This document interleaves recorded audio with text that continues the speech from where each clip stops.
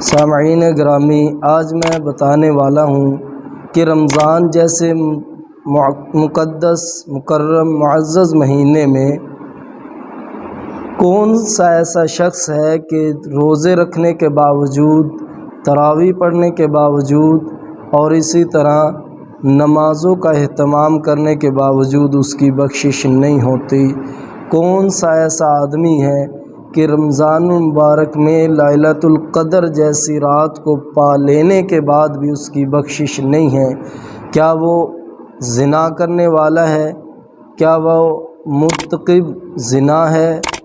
کیا وہ شخص ہے کہ جو سود کھاتا ہے؟ کیا وہ ایسا آدمی ہے کہ جو نماز کا تارک ہو، نماز چھوڑنے والا ہے؟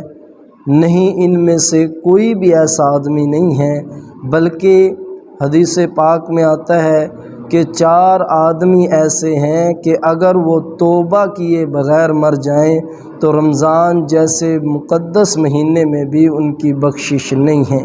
ان میں سے پہلا شخص وہ ہے جو والدین کا نافرمان ہو، والدین کی نافرمانی کرنے والا ہو، اور دوسرا شخص وہ ہے جو شراب کا عادی ہو، شراب پینے والا شخص، اس کی بخشش نہیں ہے۔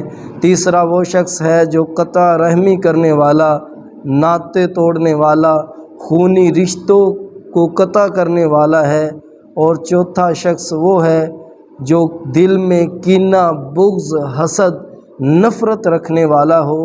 ان 4 آدمیوں کی رمضان جیسے مکرم مہینے میں بخشش نہیں ہوتی، کیونکہ یہ گناہ اتنے بڑے ہیں کہ اللہ رب العزت کی رحمت کے ہوتے ہوئے، رمضان مبارک کے ہوتے ہوئے بھی ان آدمیوں کی بخشش نہیں ہے، کیونکہ ان کے دل میں کینہ ہے، بغض ہے، نفرت ہے۔ اگر رمضان جیسے مہینے میں بخشش چاہتے ہو تو دل سے کینہ نکال دو، بغض نکال دو، نفرت نکال دو، عداوت نکال دو، حسد نکال دو، دل کو صاف کر لو، پھر جا کے رمضان مبارک کے مہینے میں بخشش ہوگی۔ اللہ رب العزت کا اس مہینے میں خاص اللہ کی رحمت ہوتی ہے۔